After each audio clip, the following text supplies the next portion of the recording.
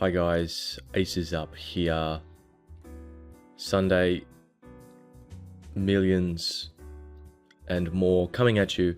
Bottom left here, I'm all in.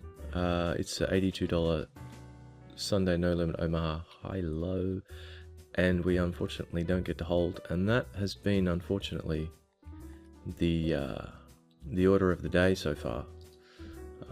Lost with a lot of overpairs. I think I used up all the run good yesterday. Had that 33k score yesterday, ran quite good, and I think it's a bit of a reversal here where we're losing a lot of all-ins, and some just crazy stuff happening. Absolutely crazy. See if I can find a funny hand from earlier. I don't know if I'll be able to find it. Having a few DC issues as well. Everyone was complaining on 888 Poker about disconnects. So that was yeah, that was a bit annoying too, which didn't help. And I did have some full tilt satellites which I was hoping to bring you, but by the time I got organized and fired up the camera, I'd actually bubbled both that I had, and I just decided that I'm not feeling. I got a little bit of a cold today, and I'm just not running good. A little bit exhausted too from yesterday, so I don't feel particularly sharp. And so I just decided to sort of unregister from everything, keep it simple, try and focus on just a few good tourneys. So we've got the Sunday Millions top left and the 109 PokerStars rebuy, 100 rebuy bottom middle, which obviously have very nice pools. 55k for first in the rebuy, and we're a little bit below average, but see if we can't change that. I thought I had ace-9 of clubs bottom right. That's the sort of day I'm having. Is I actually thought I had ace-9 of clubs, and I was like, I just turned the flush draw. But we do manage to get there, so it's a funny. It's kind of being one of those days. Yeah, I think that kind of reinforces what I was just saying about not feeling too sharp today. I haven't done that for a while. It does happen from time to time. It's not really that horrible anyway, the all-in, because we're only M3, so I mean it's not really that bad. We could have jammed it pre, and jamming the flop is not actually that bad, just because we're so short. The pot odds are decent, and we had a backdoor straight, backdoor flush, and an overcard. Certainly not trying to convince anyone that it was great play though, but yeah.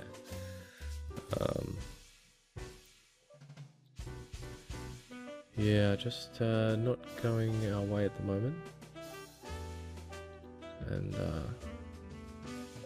had a few opportunities early in this iPoker Sunday Major to get a lot of chips, but it was just not working out.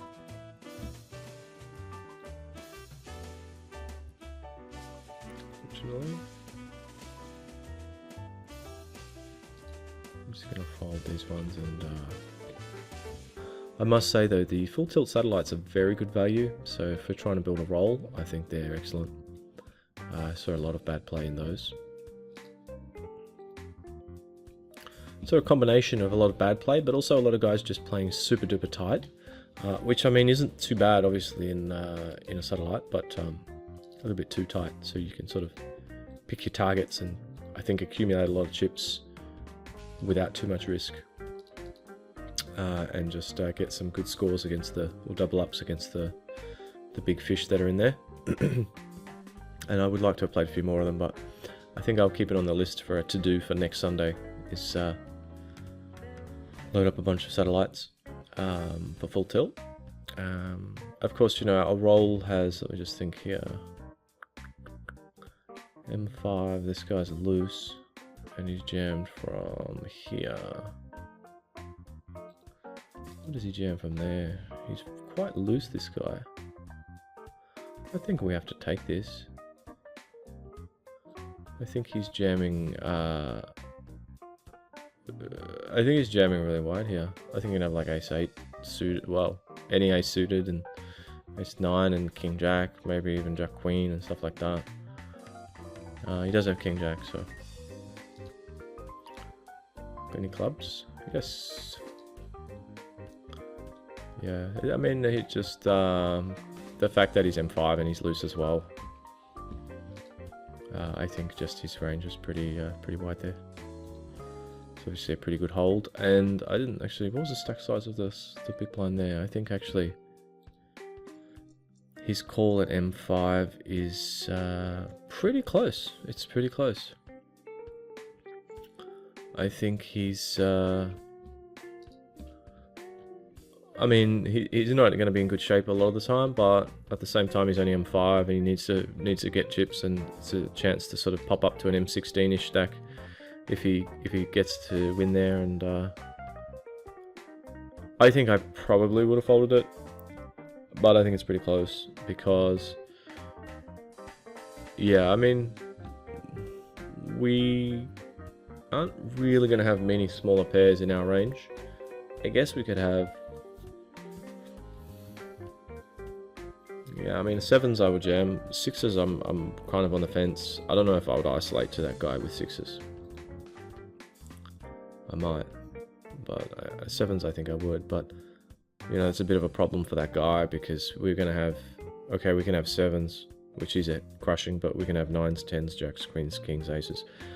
And ace 10 suited would be on the fence as well. Ace jack up.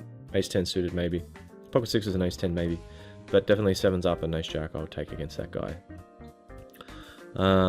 So 8s is not really doing well against that range. But like I said, he's only M5. He can win a big pot if he gets lucky. But he's going to have to dodge a lot of bullets to do so. Unless it just so happens that the initial opener's got, you know, like 5s or something. And we have the sort of hand we had. And I mean, he's not in too bad a shape, obviously, in that case. But I mean, as it was, you know, he wasn't in too bad a shape, but it was kind of a, not, I wouldn't call it a best case scenario, but I mean, it was kind of, yeah, it was kind of what we would expect, or what he was hoping for, really, when he made the call.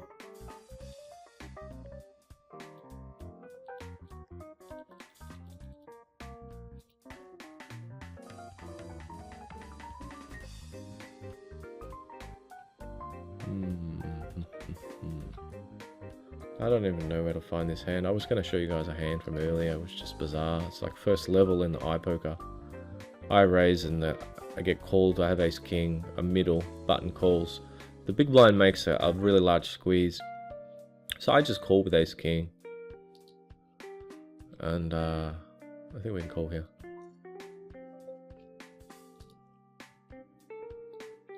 And the flop came down ace 4-2.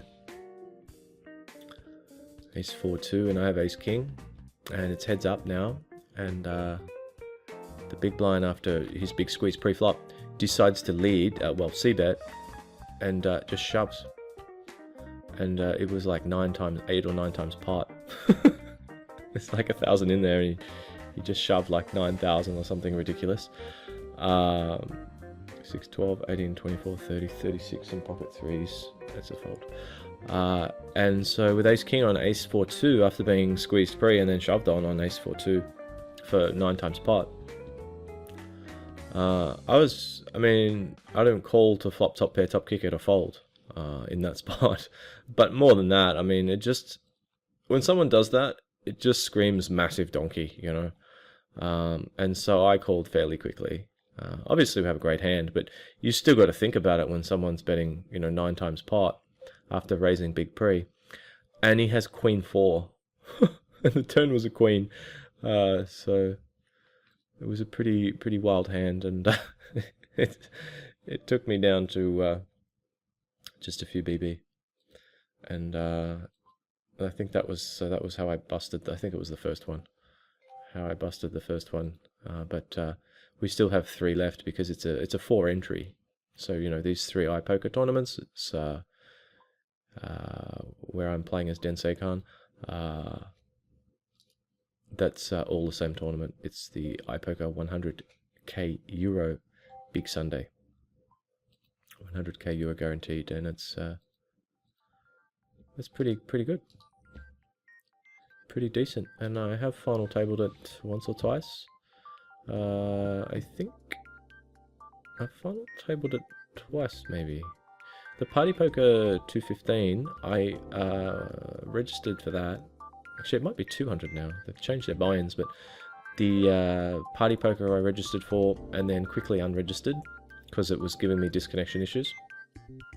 And when I went to unregister, it said, you are not allowed to perform this action. So that was kind of tilting. And so I was like, what the hell? I can't unregister, I can't perform this action. You're just going to lock up my money. And after a while, it managed to let me unregister. And this is, what's his name? This guy, Piggy Bank? Tell me, guys, tell me. Obviously an easy call with ace 10. And the thing about this guy is that he's, what was I going to say? Martin Finger, it just came to me. So he's actually won, I think, what did he win? An EPT, I think, and has numerous big scores. And yes, I did have him marked as purple, the fish color. But actually, that's a kind of an old, outdated thing that I was actually I might update that now. When I first played him, and this could probably go back a couple of years, he just did some completely random donkey stuff and just donked off stacks. It's quite possible that he was just playing small. Maybe he normally plays high stakes. Wow, ace jack. Did not want to say ace jack. Thought he was probably calling down with a king or queen there. Yeah, I mean, he was probably playing a low buy-in that day and just felt like donking off stacks. And so he got the donk note accordingly. But in hindsight, I believe he's a pretty good player. And he does have crazy good results. So, what is it? Give this guy like a laggy red. It's pretty laggy, I think, isn't he? Yeah, I give him green. Laggy rig. He has some crazy scores, that guy, but I don't think online. I don't think he plays that well. I mean, he plays good, don't get me wrong, but I don't think online when he's playing, I'm not that worried if he's there. I'm kind of happy. I'd be much more worried about players like Flush Entity up here. In my mind, plays online, at least anyway, many levels above Piggy Bank. And players like, oh my god, it's Hunt, and there's another guy that I always hate playing against. What's his name? I can't think of it now, but yeah, this guy's in the dark blue. This is the players you got to watch out for. This dark blue color, that's my top pro color, and these guys are crushers. I wouldn't put Piggy Bank in that league, but then I haven't played against him enough to say that confidently. Maybe he's even better than them, I don't know. He does have amazing scores, so it's possible. But you can only really go with the information that you've got available, that you can base your you're going to base your decisions off, and I haven't actually seen him really do anything too amazing, but it's not to say that he's not potentially a great player.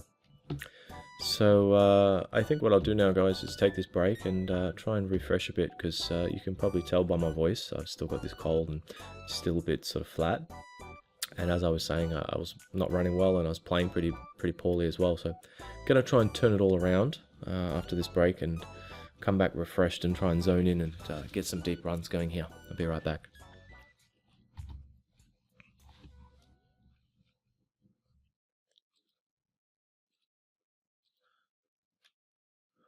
You can see, just got back here, guys, and as I was just coming back, I saw folded a hand in 888, and I click on back, but it's not actually letting me in, so it's just part of the disconnection issue that's going on these days at the moment on 888, and something that is online poker grinders we have to be pretty aware of, because if it's affecting everyone, obviously that's keeps it as a pretty even playing field, but you do have to be a little bit careful because if it's it causing you an issue, for example, if you're playing a lot of tables and it's just making it kind of harder to manage when you're getting, sitting out on tables, it's just kind of using up a little bit more attention, and it might make it a little bit harder to multi-table, and that's something that I do find, and that's part of the reason why I unregistered from a party today. Actually, the skin I was using is the I can't remember what the skin I'm going crazy here. Betfair, I think it is. Not Betfair. Bwin. What am I talking about? The Bwin skin. I unregistered from that because I was worried about having DC issues. Having said that, Triple Eight Poker is usually very reliable, so I just guess because it's Monday, Monday morning here, but Sunday in most places, they've got a lot of traffic. It's causing a few issues. iPoker as well is quite well renowned for having huge issues on a Sunday with servers and network, just horrendous at times. But so far no problem, other than the bad beats. But we did get there in the bottom right before with the Ace-9 offsuit, so and now Ace-10 suited to just hold bottom middle against Piggy Bank, Martin Fingers, Ace-7 off, so.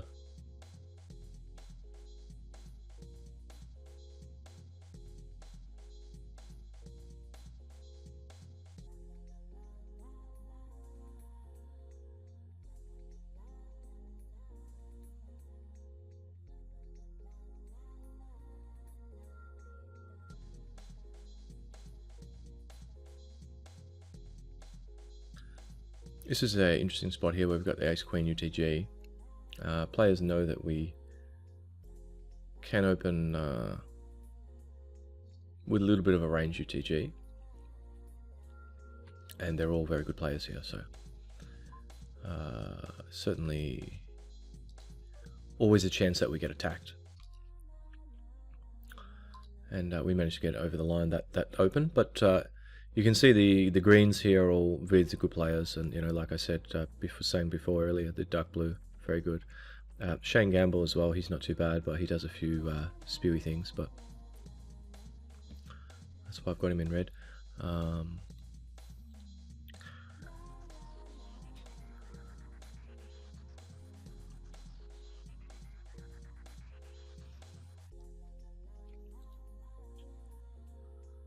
Looks like we're back into the action top right now.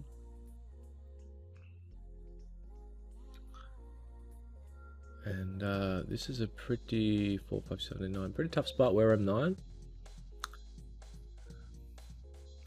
I think we probably can't quite fold. I kind of, this is a spot that I really dislike where you're against a 3x. But I do think that in general I probably overweight 3x's as strong hands just a little bit too much. Some people just standard open 3x, even with Ace-5. It's probably a sign that he's a less experienced player, which is obviously good. But at the same time, we do have a hand that's a little bit dangerous against, if he's a tight, if he's sort of a tight recreational player. Yeah, I mean he could have hands like Ace-Jack and Ace-Queen. I think I'm just going to shove here because the SPR effective is already 1 here. He's only got 4.5, and there was already 4.5 in there, so. And he just folds, obviously, so. I don't think there's too much point calling there. I mean, when we call, we look pretty strong, and then if we check turn, there's no guarantee that he's going to barrel off with a hand that we're just crushing, like 7 high. And any ace, any king, potentially any 10 is kind of bad, so I think it's one of those spots where if we check, because we're worried, nothing better calls when we jam. It's true, not many hands that, nothing worse calls. It's true, not many worse hands will call, but I think he probably calls if he's got a 9. And I think he's going to call with, you know, he might even make a loose call sometimes with King Queen with like 2 overs and a gut shot. He might have 10s. He could be capable of just spewing because he did 3x pre. We said he's likely just a part-timer. Maybe not a very good player, just a weekend warrior. I think I will just fold the 9s here. We could have the best hand at this point some of the time, but it is 4-way and it's just going to be hard to get to showdown. I think if he bets again turn and it's a 10 or something, you know, we're going to be folding. So he could even have a better 9 or something. So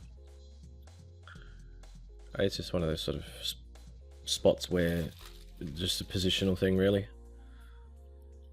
Positional in the board texture. I mean, I'm just going to be out of position and just have really very little chance of improving, and we could be just crushed anyway. And when I say improving, I mean I guess an 8 or a 9 is the cards that I'm talking about. So a bit of a messy spot. We only just limped in from the small blind pre, so I don't want to get heavily involved there post flop in a really sort of borderline spot.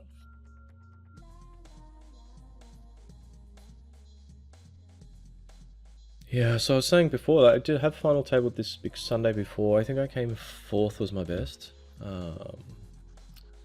And I would like to have played the B-Win or Party Poker $200 Sunday Major. I have chopped that twice, I think. I final tabled it twice. I think I chopped it both times. Actually, maybe I just busted 4th or 5th one time and chopped it the other time. Yeah, actually I final tabled I think all the Sunday Majors now, but doesn't mean I'm gonna. I want to try and win this Sunday rebuy. I haven't won or chopped this before, so that's going to be our goal for today. I think is winning this Sunday rebuy, and the 55,000 that will come along with that win would be quite nice. I must admit that the 100 rebuy is a tournament I feel is one of my best tournaments. I think that rebuys, you guys have heard me talking about deep stacks and just how good the deep stack tournaments are. And rebuys are a kind of deep stack tournament in a way. Most of the time you can pick up some chips in the rebuy period. And even if you don't, there's a lot of players that actually don't rebuy and just bust, or maybe just do one rebuy and then add on, or just don't add on. And by the end of the rebuy period, in any case, even if you haven't picked up any chips, most of the time you have a decent stack to work with. Kind of quite deep stacked, which really gives you a lot of maneuverability and potential to get set up for a deep run. Top left is a spot where I'm calling thinking that maybe we can bluff on the turn or river, and maybe we sometimes have the best hand. I think that this player probably is going to oversee bet, and when I say oversee bet, I think they're just going to always see bet with anything. So they could have had like Ace Jack, Ace Queen, Ace King, and King Queens and stuff, depending on how loose they're opening UTG. I'm just going to shove this. But now obviously I'm going to fold. We could still have the best hand, you know, they might have. I actually kind of feel like they have Ace Queen here, and they're just trying to rip the King, but nonetheless, I'm going to fold, and rather than try and use the force or do anything funky. Get there on the river. Against the Ace-9, so the table's just flown out the window. I'll just bring that back in. There she is. It's running stack and tile. There's the interface there, and you just add your sights. You can see them here, and yeah, it's pretty good. They lock into their grid, so you can see they snap in. If you just haven't heard me talk about that before, it's a useful little tool. Also, I'm using F6, or alternatively right click on the mouse for fold. So that's why if you just see me sort of just hover the mouse in the general vicinity of a table and you see action like that, it's just it's not Jedi mind trick or anything. It's shortcuts. The poker reg's, one of the poker reg's best friends. Shortcuts. And they're gonna jam down here. And apologies if I'm munching, guys. I am having some of this bread. It's got the Japanese sweet beans in it. Azuki or something. I don't know what they're called, but it's kind of good. It's almost like a dessert.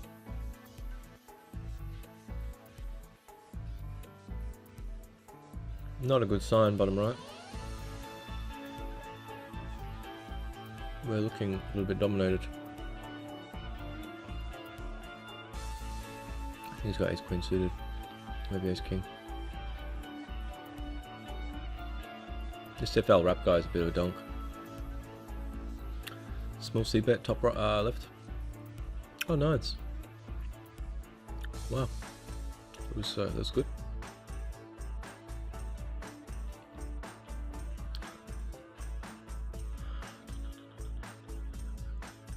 I think I'm going to fire again top left because I think he might have just ace high some of the time, like, you know, ace 8. I'm pretty sure we can fold that out with a bet. It's pretty questionable. It's borderline. He might have, he might sometimes fold like 4s or something like that as well on the turn. It kind of looks like he's controlling with king 9, or maybe he has like 7-8 or 6-8 or something, and he's a bit stubborn. We could bet here, but he might be able to piece this together if we bet like 800. He might be able to piece it together, and yeah, I think I will actually. I think I will, but I think he's going to hero a lot here with any pair, and he could have the king. I'm really trying to fold out anything less than the king. I think he's either going to snap or tank fold. Oh, don't make a liar of me, don't tank call. I think he's going to call with 7-8 here, or 7-5 suited or something hero-ish. But it is a close spot because, you know, these are cards that, well, I mean the ace in particular, cards that we can bluff on, and we've only open button, so it looks like he's trying to piece it together now. I think a good player here will call with a little bit wide because they might expect us to barrel a bit, but we did manage to sneak it through. So I tried to bet a size that was not like obvious that we needed fold equity. You know, if I had a bet like full pot or more, like it might have even have looked more bluffy. And if I had a bet too cheap, I think it would have been, for most players, just a situation where they go, well, I don't have to be right that often, so I'm just going to call. So I tried to bet sort of that in-between amount. I think it was about right, because we did get the tank fold. Pocket threes. What are we going to do with pocket threes?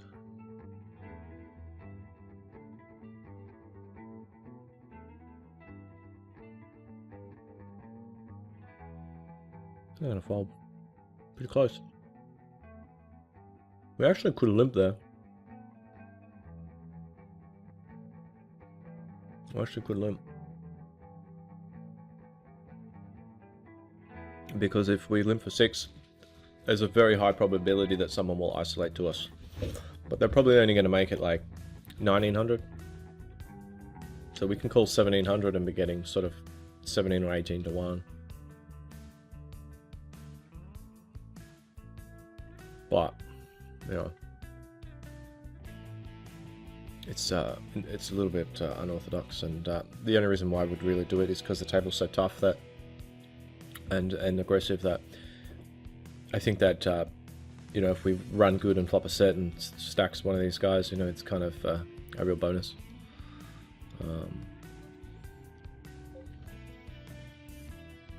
Because there's just a lot of good players. So this is a really tough spot, top left. I think that he, again, would just see bet all the time on this flop, and I think when he bets turn, he's really trying to tell us that he has an overpair, and he's not particularly scared of the flush yet, or that he actually has overpair with a heart, or maybe he's got ace queen with a heart. and he's decided to barrel. But he has opened sort of from mid, and it is Sunday Million.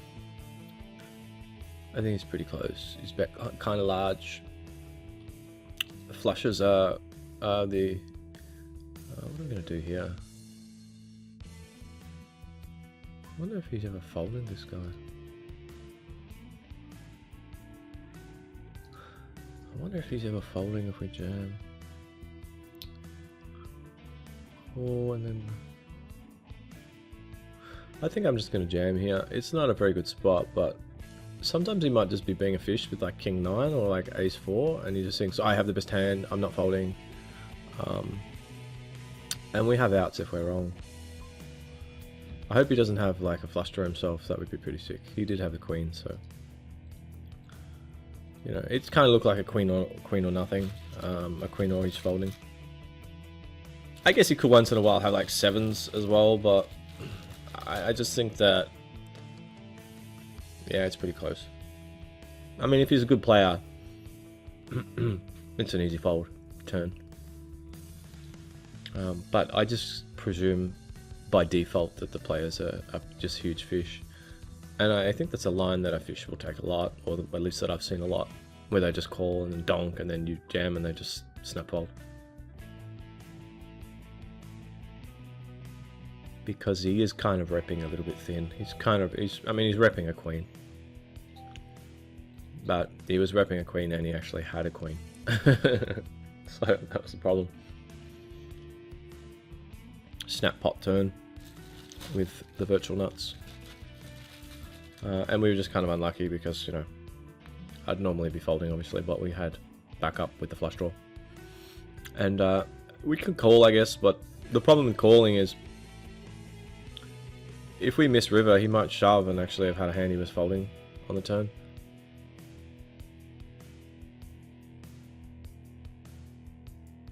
I think I'm going to call here. I'm trying to get one of these guys to squeeze behind. Didn't work at all, did it?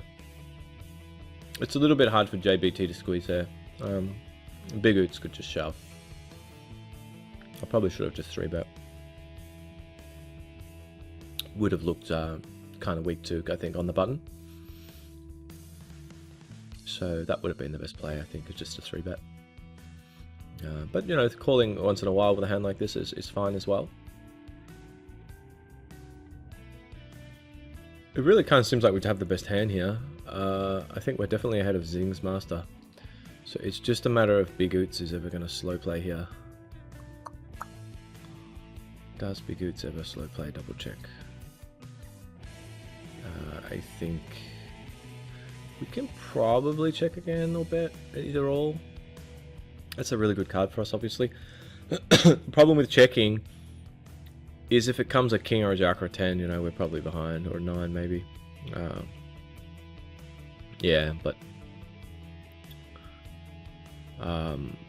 we probably have like Zing Master crushed. Like he's probably given up with like Jack Queen or King Jack or Ace 5 or something, Ace 4. So we probably have Zing Master crushed. Wow. Having said that, he has just called. I actually think he might still have Ace King here. Actually might still have Ace King.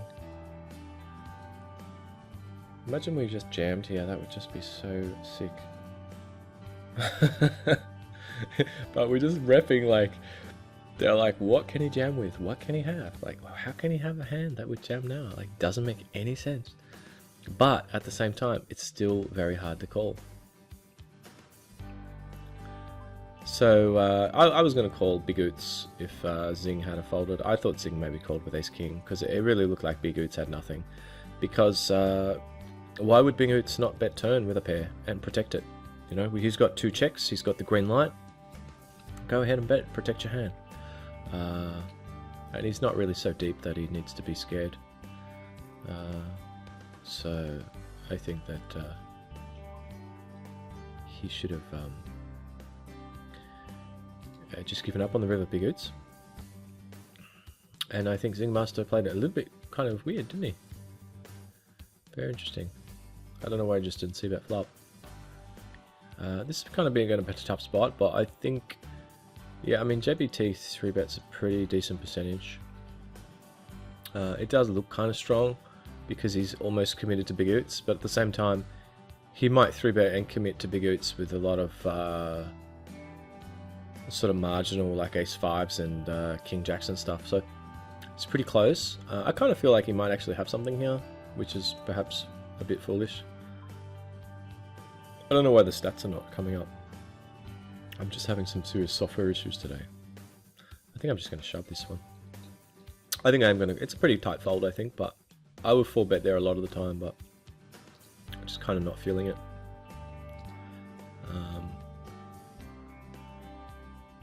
Yeah, I don't know, just his sizing as well kind of looks strong, I think, but he could have like pocket 3s, I guess, and stuff like that as well.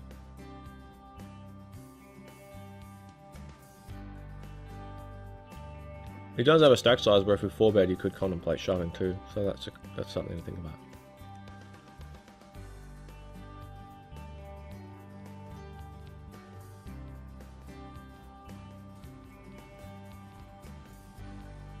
Yeah, I'm still regretting not 3-betting the ace-queen. I mean, I don't mind calling it once in a while. You keep in a lot of hands you dominate, and you know, we did have a hand. He did have a hand that we dominate, a7, but the problem with just calling there is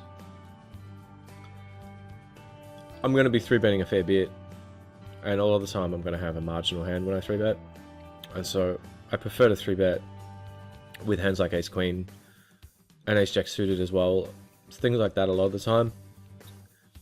And it's just so that I'm not too polarized with my 3-bets. I like to mix in a few hands that, well, I mean, they're strong, but they're a little bit more condensed or depolarized, whichever term you prefer. And what I mean by that is just, you know, if you 3-bet king jack suited, let's say, that's a hand that players will normally just call with because it's kind of good. It's a hand that you don't want to get 4-bet off, especially if you're in position. It plays quite well and it can flop okay, so most people just call with jack queen suited and hands like that, king jack and king queen and maybe king 10 suited and maybe ace 10 suited and stuff like that, and pocket 7s if you're deep, because you just can speculate. You don't really want to get 4-bet off your hand, but if you 3-bet. So these are all sort of these middling strength hands, and sometimes I like to mix them in, especially the sort of the better group, the better part of those sort of middling hands, like your ace jacks and stuff like that, some king queens, because I 3-bet so much in position generally that I need to have those hands as part of my range in this sort of instance where there's good players, especially, that can pick up on my tendencies. So this is probably one time, and you've heard me talk how balance is not really relevant in MTTs, but this is actually probably one time when balancing to an extent, or at least being aware of it, does play a role.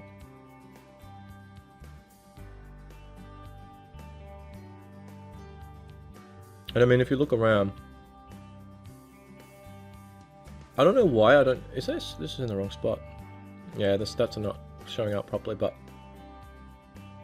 you know, I've got a lot of hands on these guys, so they probably sort of know my style fairly well. And having more condensed hands in your range when you're attacking just makes you a little bit more unpredictable and gives you a bit more balance, rather than betting the nuts or like ace deuce as a bluff, sort of semi bluff 3-bet. I think if we have to call here, let me just think.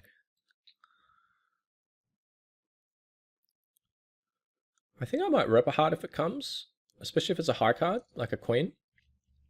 I think if that jack was a heart, I would actually lead turn now, because Jason, I think, is a little bit of a worry that he might have hearts, but he might also just have a 6 or 7, or being sort of like hanging on with pocket 3s, or have 8, 9 or something like that. So I think we get a lot of fold equity betting turn on a heart.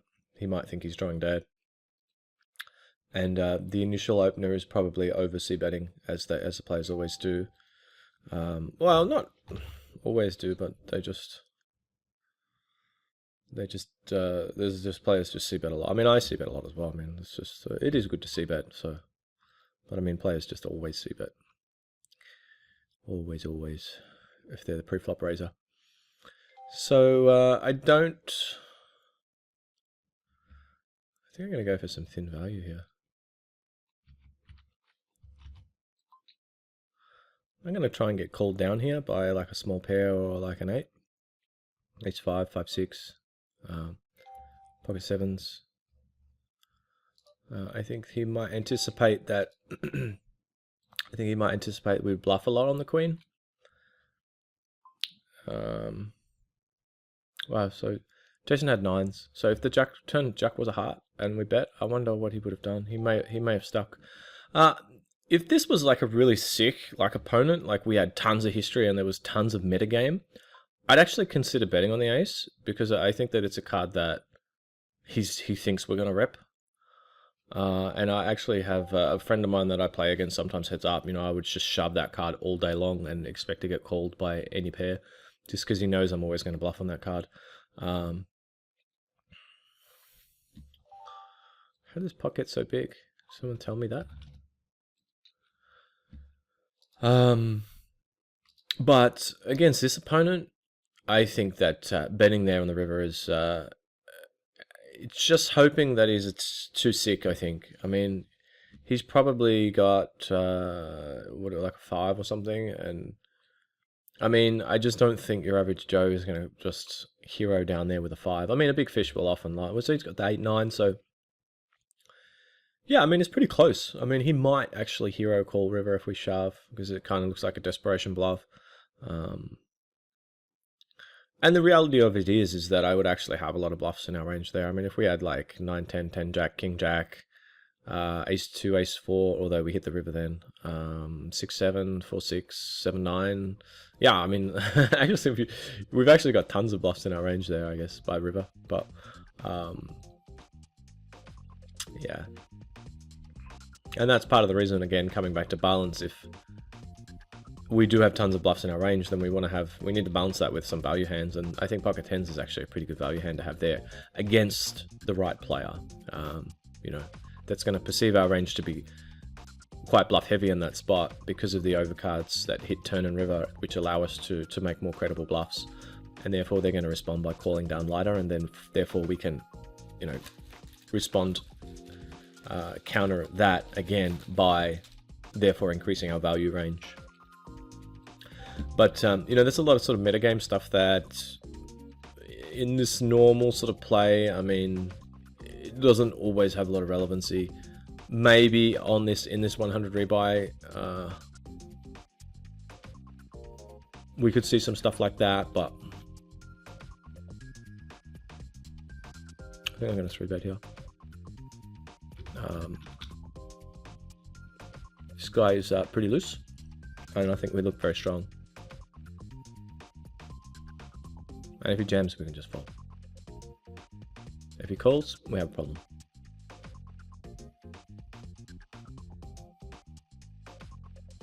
This is kind of what I was talking about before when I was saying players can attack you from anywhere.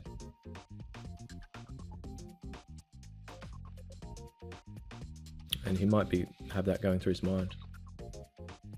His ace is up, being a bit of a cheeky fellow. Wow, he's re-gone. So I guess the jig is up. I don't think he's doing that as a bluff, but it's not impossible because we're repping a very polarized range. He's very loose, this guy. I mean, he's opening. Oh my god, this is really, Poker Tracker is really tilting me. Let me just start it and stop it and see if we get some love if we do that. Can't even get it to pop up. Devastation. Nothing working here. No, I can't even get it. It's pretty random. Can't even get Poker Tracker to pop up. It's killing me here. So I guess we can close this now, right? This was only a small tournament anyway.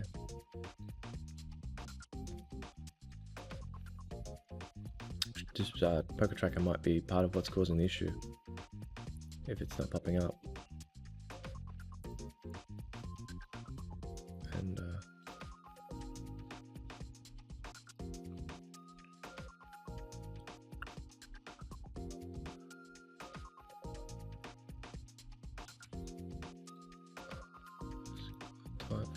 So we don't even know where he's... see, this is really sick, because I just realized the stats are going to be in the wrong spot, aren't they? So this guy could actually be a nit, and this might be actually Engelbert's. 8 on that is 15, 17, 18. I think I'm just going to shove here. I think it's pretty close. Engelberth is pretty loose.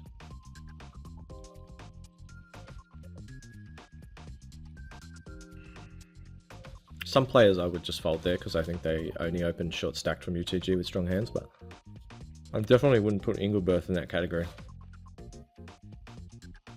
And he's actually probably got these stats, and this guy's actually probably got these stats.